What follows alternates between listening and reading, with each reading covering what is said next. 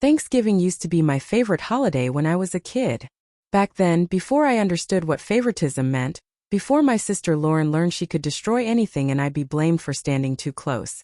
Before my parents turned every family gathering into a stage where I was the punchline and she was the princess. I'm 28 now, but walking into their house that afternoon felt like stepping straight back into those childhood traps. Creaking floors, burnt yeast rolls, and that same sick feeling sitting in my ribs. I held a store-bought pie in one hand and a tote bag full of things my mom had assigned me to bring. Lauren wasn't assigned anything, of course. According to Mom, she works so hard, sweetheart. She's too fragile for errands. Lauren was 25 and worked part-time at a boutique where she mostly took selfies, but my parents treated her like she was running NASA single-handedly. The door wasn't even fully open before Mom looked me up and down, lips tight. "You're late." "I'm 10 minutes early," I said softly. She snatched the pie out of my hands like it offended her. "Your cousin Brooke is already here. Your sister has been helping for hours. You know, it wouldn't kill you to put in a little effort for once." Lauren appeared behind her wearing a sweater that probably cost more than my rent. "Oh my God," she groaned.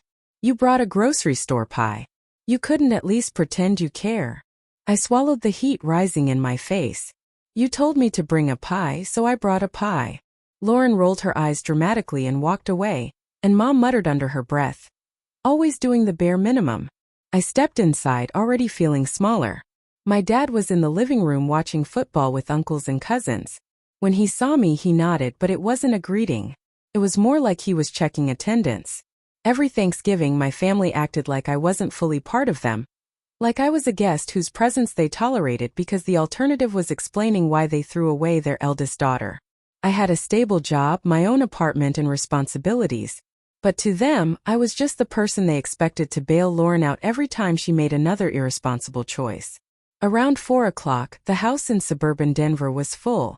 Aunts, uncles, cousins, and neighbors who always invited themselves because my mom loved pretending our family was one big, wholesome Thanksgiving painting. She always saved the ugliest moments for when she had the biggest audience. Lauren strutted around the dining room telling everyone about her new opportunity, which was apparently some influencer program that required her to attend networking lunches. She spoke like she was the next Oprah but forgot commas existed.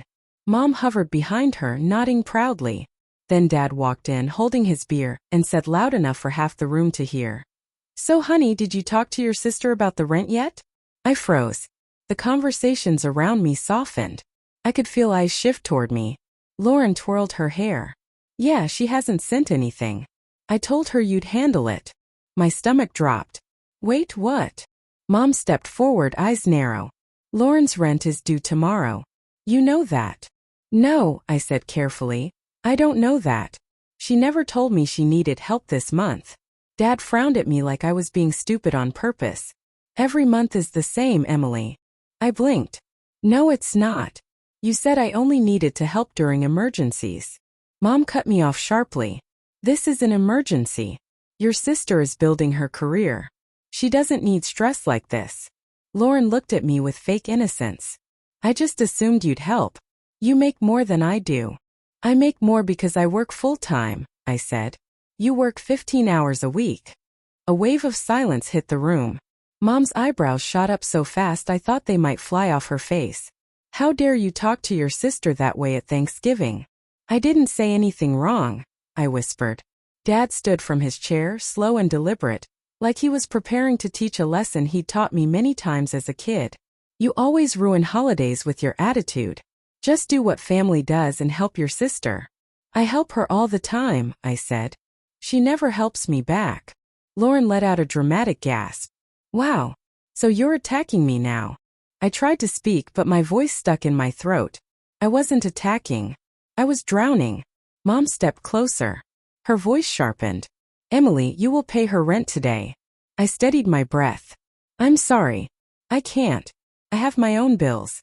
My car insurance just." Dad moved fast.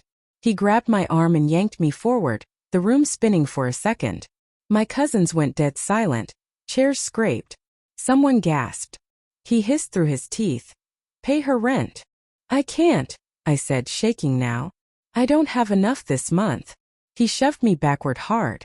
I hit the edge of the wall near the kitchen doorway, the impact shooting pain through my shoulder. Mom's face twisted into something feral. I am done with you embarrassing this family. She slapped me across the face. The sound cracked through the dining room like a plate breaking. I tasted metal. My cheek went numb. People stood frozen, forks midair. Someone whispered, "Is she serious?" But Mom wasn't done. She grabbed my wrist and shook it. "You pay your sister's rent or get out of my house." Lauren folded her arms smugly, like she was watching her favorite TV episode. Dad raised his voice again. "Ungrateful brat. After everything we've done for you." Something inside me snapped. Not loudly, not dramatically. Just a quiet internal click, like a lock changing positions. A shift from fear to clarity. My voice was steady when I finally said, "Let go of me." Mom scoffed. "Or what?" I looked around the room at the witnesses, the people they cared about impressing, the ones who saw everything. Now the hitting, the screaming, the humiliation. Every Thanksgiving of my life flashed inside me. Years of being shoved aside, blamed, ridiculed, used, dismissed, and kicked down so Lauren could shine. And now they were willing to beat me in front of everyone because I refused to financially support the princess they'd created. I straightened myself. Dad barked, "Don't you walk away from me." But I already had. I didn't yell. I didn't cry. I didn't make a speech. I just walked toward the hallway, my cheek burning, my shoulder throbbing, their voices chasing behind me. Lauren called out, "So you're just leaving? You're seriously abandoning family?" I stopped at the coat rack, turned back, and said in a calm, flat voice, "You chose the wrong day to show everyone who you really are." Mom's smile faltered. Dad's eyes narrowed. Lauren's arms dropped to her sides because they knew, for the first time in my life, everyone in that room saw the truth. And this time I wasn't going to let them bury it. I left the house with the cold November air slicing across my face, the echoes of their rage still inside. But I didn't feel powerless. Not anymore. Something had shifted in me. And I already knew Thanksgiving was only the beginning. The next morning my cheek was still swollen where Mom slapped me, and my shoulder ached from where Dad shoved me into the wall. I stared at myself in the bathroom mirror, the bruising already forming under the skin, thinking about how they had dragged me back into the same nightmare I'd been escaping for years. I kept hearing Mom's voice, sharp and echoing, "Pay your sister's rent or get out." And the way everyone at the table stared, shocked but silent, like they were waiting for someone else to do something. No one did. My phone buzzed for the 10th time. It was Lauren again. "Where is the rent money? Mom said you would send it by morning." Then another. "Stop being dramatic. We all know you can afford it." My jaw tightened. Lauren earned enough to afford rent. She just didn't want to. Why bother when she had parents willing to bully another child into paying for her life? A few minutes later, Mom called. I let it ring the first time, the second time, the third time. Finally, I answered because I wanted to hear just how far they were willing to go. "You embarrassed us last night," Mom snapped, skipping any greeting. "You are going to fix it by sending your sister the money, and you're going to apologize for your attitude." I stared at my reflection, at the bruise under my eye. "I'm not apologizing for anything." Dad's voice thundered from behind her. "You owe us respect." "No," I said quietly. "I don't owe you anything." There was a shocked silence. I had never spoken like that before. Not to them. Mom recovered quickly. "If you don't pay, we'll tell the family you attacked us last night. You know how they take our side. Don't make this harder on yourself." There it was. The threat, the manipulation, the same weapon they had used my entire life. Reputation, not truth, not love, not fairness, reputation. They didn't care what they had done to me. They cared who knew. That was their weak spot. Their Achilles heel. And Aunt Susan proved it hours later when she called me, voice trembling. "I saw everything, Emily. I'm so sorry. Your parents already started telling people you had a breakdown, but if you need me to say what I saw, I'll do it." My breath hitched. Susan never took sides in anything. But she was there. She saw my father shove me. She saw my mother slap me so hard the room froze. And now they were terrified she might talk. That fear, that panic, that was the first crack I needed. Then the second crack came unexpectedly. A text from my cousin Brooke. "What your parents did was messed up. They're telling people you lost control, but we all saw the opposite. If you need statements from us, we're here." Statements. Plural. Slowly, the fear I had carried since childhood began evaporating. For the first time I realized something earth-shaking. This time I wasn't the only witness. This time they couldn't twist the story.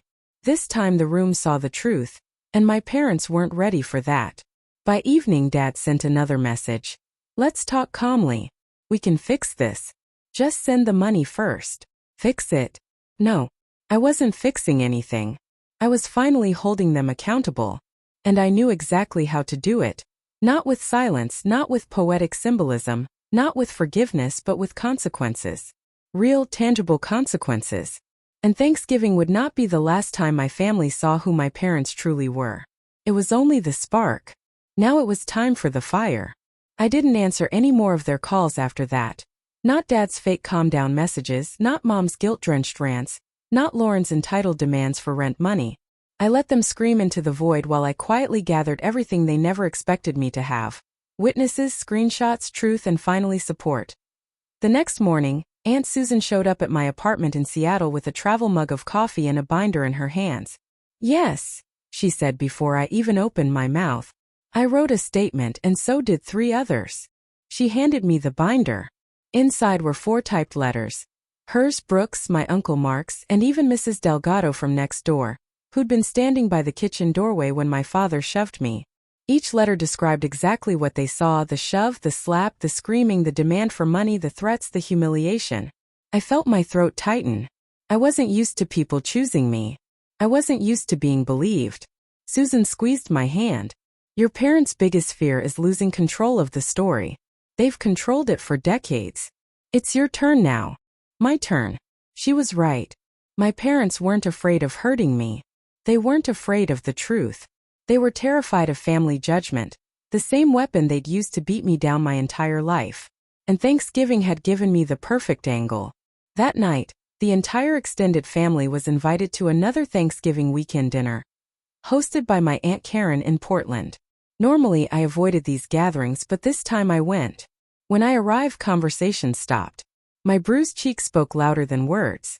People looked at me like they finally saw the ghost that had been screaming behind my eyes for years. Mom's face drained the moment she saw me. Dad's jaw clenched. Lauren stiffened like she was bracing for impact. Mom rushed toward me. Don't start anything here. Me. I said calmly. I'm not starting anything. I walked right past her and placed the binder onto the center of the dining table next to the turkey. The room went silent.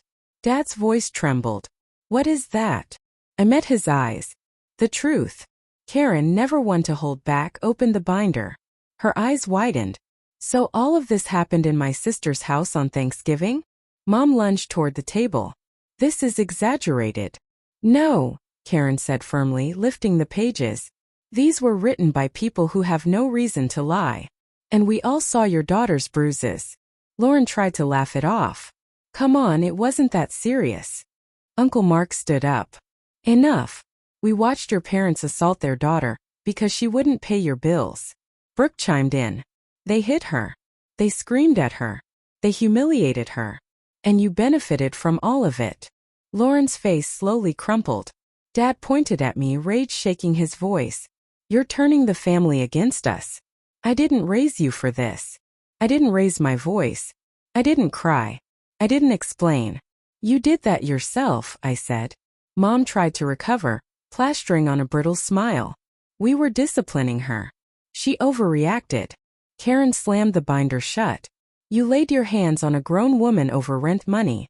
That's abuse, not discipline. Someone muttered. I can't believe they did that. Another said. This is beyond wrong. My parents finally felt it, the shift, the shame, the loss of control. Their faces paled exactly the way they had made mine pale hundreds of times over the years. Mom reached out to me, voice cracking. Sweetheart, let's talk privately. No, I stepped back from her hand like it was fire. No more private conversations. No more isolated rooms where you make me feel like I'm imagining everything. Dad tried next. Just sit with us. We can fix this. You can't, I said. You didn't break me in private. You don't get to fix me in private. The room buzzed with whispers. They were losing their audience, the one they counted on to worship them. Lauren's voice came out tiny. So, are you still paying my rent? I looked at her like she was speaking a different language. Never again. Her lips trembled. But I can't afford. That's not my problem. It never was. Mom swayed slightly, like someone had kicked the legs from under her. You're really doing this to family? You did this, I said. I just stopped covering for you. Then the final blow came. Not from me, but from Aunt Susan. She stood and said loudly, until you two get help and apologize genuinely, without lies, without excuses, you are not welcome at any more family gatherings. Gasps, whispers, shock. That was worse than any physical wound from my parents, worse than any consequence I could have imagined. They were exiled from the very spotlight they lived for. Dad's voice cracked. You can't be serious. But she was. Everyone nodded. Every person they tried to impress, every relative they used as props, every witness whose silence they relied on, no more. Mom stepped toward me again, desperate now. Emily, please don't do this. We can talk. We can fix last night. Just don't let them. I stepped back a final time. This isn't revenge, I said quietly. This is accountability. And for the first time in 28 years, they understood the difference. I turned and walked out of the room, hearing them beg behind me. Not with dominance, not with superiority, but with fear. Real human fear. The door closed behind me, and the cold air filled my lungs like freedom finally had a temperature. Thanksgiving had started with them beating me in front of everyone. It ended with the entire family watching them fall to their knees. And for once I didn't feel small. I didn't feel weak. I felt done. Completely, permanently done.